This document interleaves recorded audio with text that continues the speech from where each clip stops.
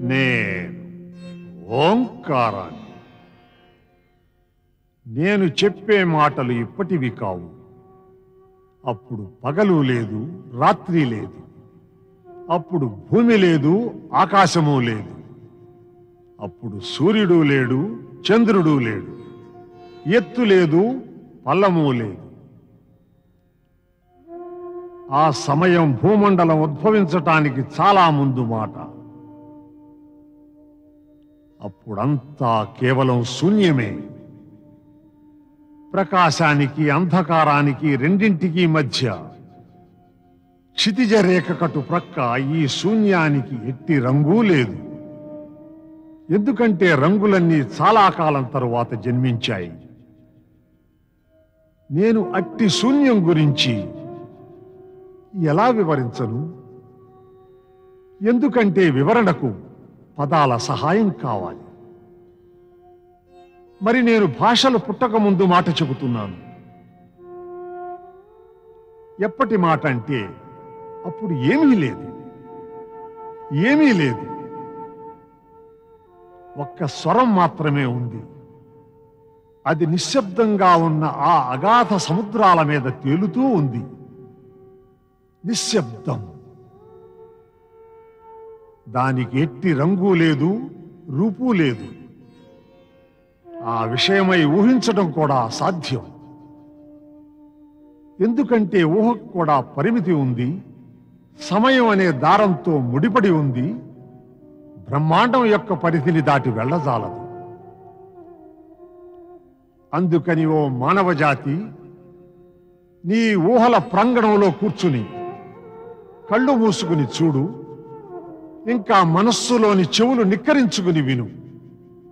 నేను ఆది నాదాన్ని, ఆది స్వరాన్ని, ఆది ధ్వనిని.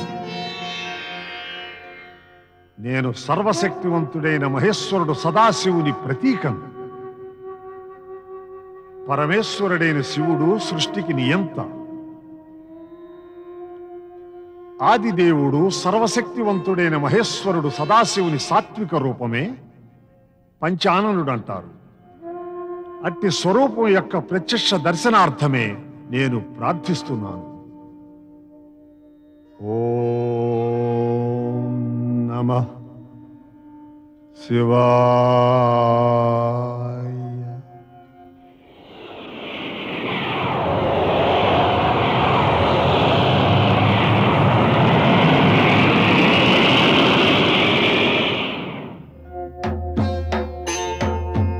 हे हो हम बहुशा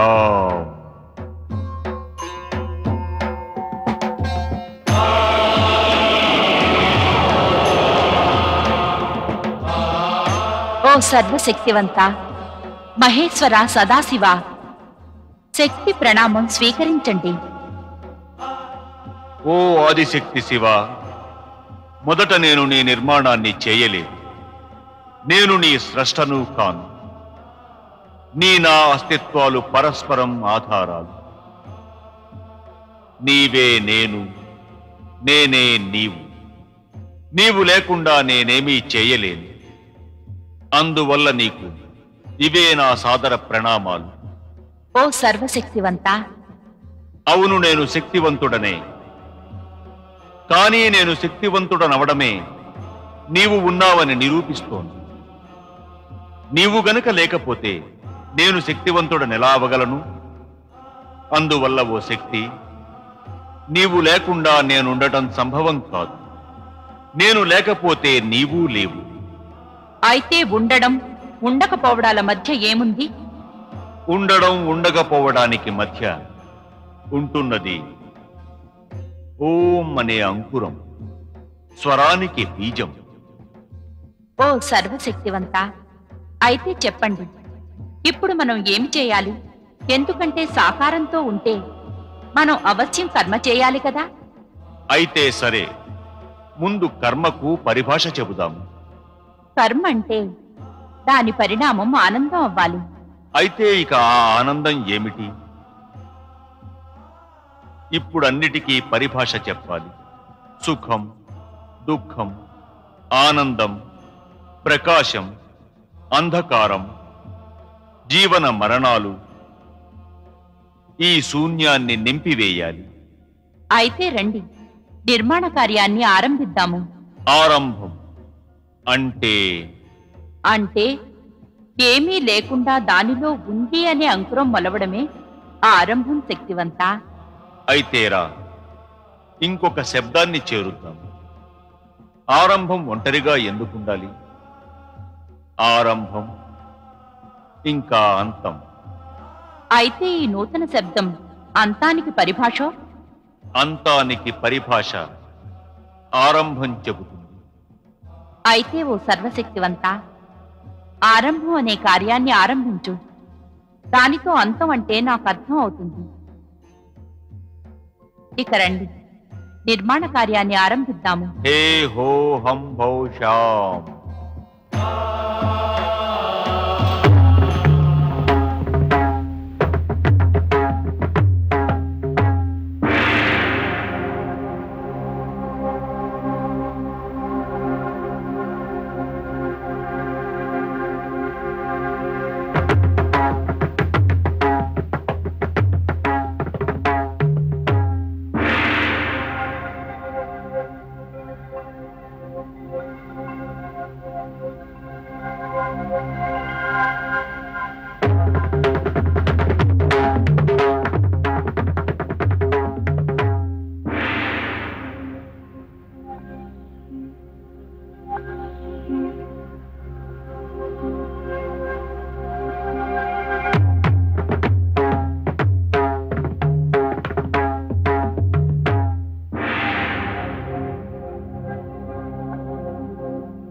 ఈ విధంగా సంపూర్ణ వాతావరణాన్ని శివలీలల వ్యాప్తితో నింపుటకు దేవాధిదేవుడైన శివుడు ఇంకా శక్తిమాత కలిసి ఆకాశం, వాయువు, అగ్ని, జలం, భూమి ఇంకా గ్రహాలు, నక్షత్రాలను సృజించారు.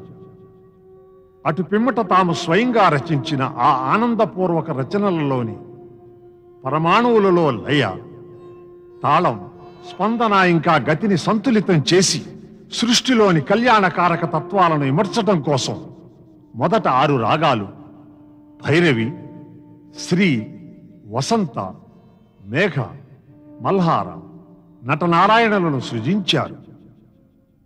ఆ తరువాత శివశంకరుడు, శక్తిమాత ఆది నృత్యాన్ని ఆరంభించి తమ రచనలను బాగా పటిష్టంగాను ఇంకా శక్తివంతంగాను చేశారు.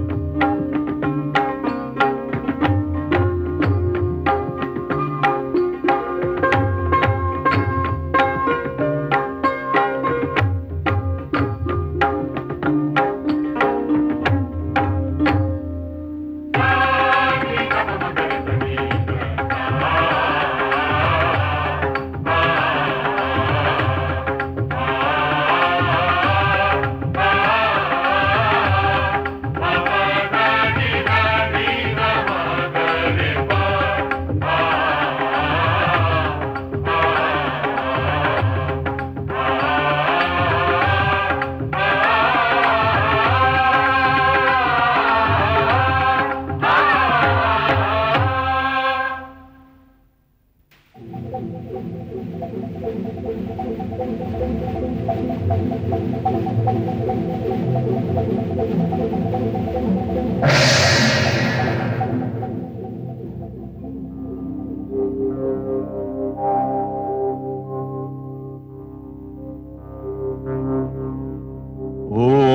నమః శివాయ.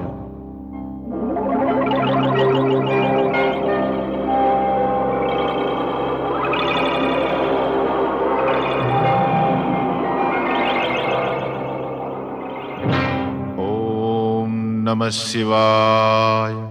ఓం నమః శివాయ. మనం ఎవరం? మనకు జన్మదాత ఎవరు? అదే ప్రశ్న మేము అడుగుతున్నాము. మనం ఎవరమని, మనం ఎలా ప్రత్యక్షమయ్యాము, మనల్ని ఎవరు ఉత్పన్నం చేశారు, మన కార్యమేమిటి, కర్తవ్యమేమిటి? మా మనసులోనూ కుతూహలం జాగృతమవుతోంది. మన కర్మ, కర్తవ్యం ఏమిటని.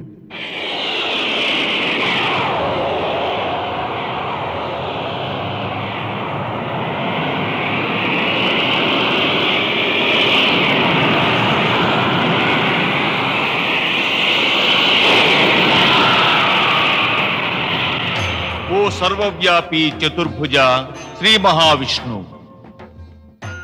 కమలాసనంపై ప్రత్యక్షమైన ఓ బ్రహ్మదేవ, మీరిరువురు సదాశివుడనైన నా సృజన వంచ వల్ల ఉత్పన్నమయ్యారు. నేనే మీకు జన్మదాతను. మీకు ఇంకా ఇతర ప్రశ్నలకు సమాధానం కావాలంటే ఈ జ్యోతిస్తంభం ఆది అంతాలను పరిశోధన చేయండి. నా ఈ స్వరూపంలో ప్రవేశించి నా ఉనికిని అన్ని వైపులా పరిశీలించండి. తమరు సర్వశక్తివంతులు, మహేశ్వర, సదాశివ.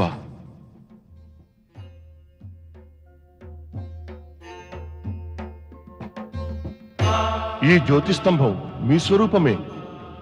మేము దీనిలో ప్రవేశించి దాని ఆద్యంతాలను అన్వేషిస్తాము.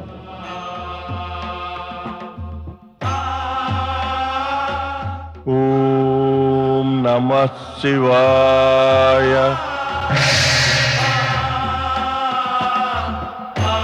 శ్రీ మహావిష్ణు, మీరు ఈ జ్యోతిస్తంభపు దిగువ భాగాన్ని పరిశీలించండి. ఓ బ్రహ్మదేవ, మీరు దీని ఉపరిభాగం పరిశీలించండి. అవశ్యం, అవశ్యం శ్రీ మహావిష్ణు.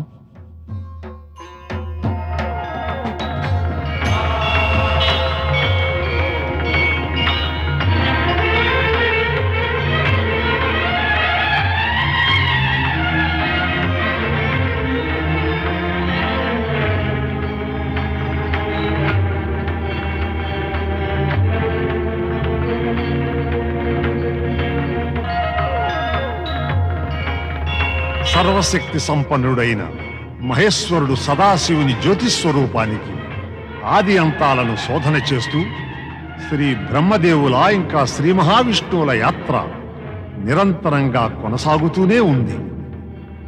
ఈలోగా కాలచక్రం గిరగిరా తిరిగిపోతూ ఉంది. ఎన్నో యుగాలు గడిచిపోయాయి. కానీ బ్రహ్మదేవులు గాని శ్రీ మహావిష్ణువు గాని సర్వశక్తి సంపన్నుడైన మహేశ్వరుడు సదాశివుని జ్యోతిస్తంభానికి కొన మొదలు కనిపెట్టలేకపోయారు. జలము, నేల, ఆకాశం, అంతరిక్షం,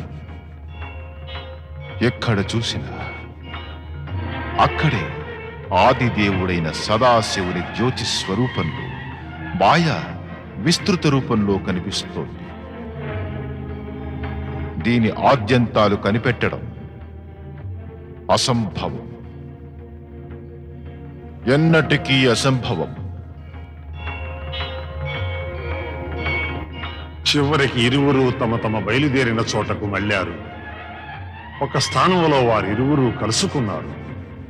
బ్రహ్మదేవ, నాకేమనిపిస్తోందంటే సర్వశక్తి సంపన్నుడైన సదాశివుడు అనాది అనంతుడని. ఇప్పుడు మనం మన శోధనాయాత్రను విడిచిపెట్టి సర్వశక్తి సంపన్నుడు మహేశ్వరుడు శ్రీ సదాశివునికి అది విన్నవించుకోవాలి.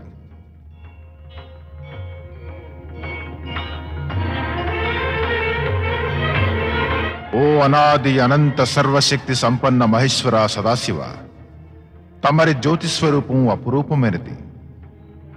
మేము మీ ఆది అంతాలను పరిశీలించడానికి అసమర్థులం. ఓ జ్యోతిస్వరూప సర్వశక్తి సంపన్న మహేశ్వర సదాశివ, తమరు మాకు మీ స్వరూపాన్ని గురించి జ్ఞానోదయం చెయ్యండి. ఓ బ్రహ్మదేవా, ఓ శ్రీ మహావిష్ణు, నా నుంచే ఉద్భవించిన మీరిరువురు ఇప్పటిదాకా నా స్వరూపం తెలుసుకోలేదు. దానికి పరిచితులు కారు, అపరిచితులు మీరు. నా జ్యోతిలో ప్రవేశించకుండా మీ అంతరంగాలలోని అంధకారం దూరం కాలేదు. ఈ అంధకారాన్ని తొలగించడానికి మేము ఏమి చేయాలి సదాశివ? మా అజ్ఞానాంధకారాన్ని తొలగించేందుకు ఉపాయం చెప్పండి మహేశ్వర సదాశివ. మా స్వరూప దర్శనం పొందడానికి అఖండ రూపంతో మమ్మల్ని ధ్యానించి మీరిరువురు తపస్య చేయండి. తపస్యే సర్వకార్యాలకు సాధనం. తమ ఆజ్ఞ. ఓ సర్వశక్తి సంపన్న మహేశ్వర సదాశివ, ఇప్పుడు మేము తపస్సు చేసే మిమ్మల్ని పొందెదము. అవశ్యం మహేశ్వర సదాశివ, మేము అలాగే చేస్తాము. తపస్సు చేయుట వల్ల మీ దృష్టి నిర్మలమవుతుంది. అప్పుడు మేము సాక్షాత్తుగా ప్రత్యక్షమై మీకు మార్గదర్శనం చేస్తాము. ఇప్పుడు మీరిరువురు తపస్సులో లీన.